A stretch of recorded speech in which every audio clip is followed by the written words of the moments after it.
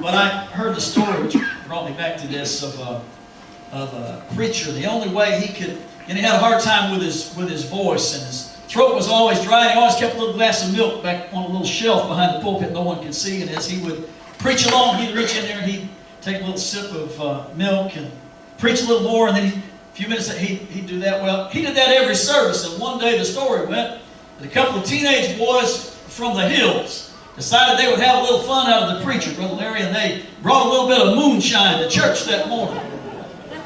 And they knew that his glass of milk would be in there, and they spiked it with some of that moonshine.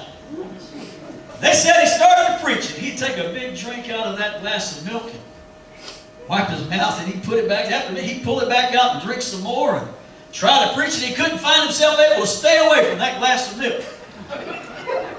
Finally, he pulled out that glass and took a great big drink and just drunk it all down. And he said, "My God, what a cow." What a cow.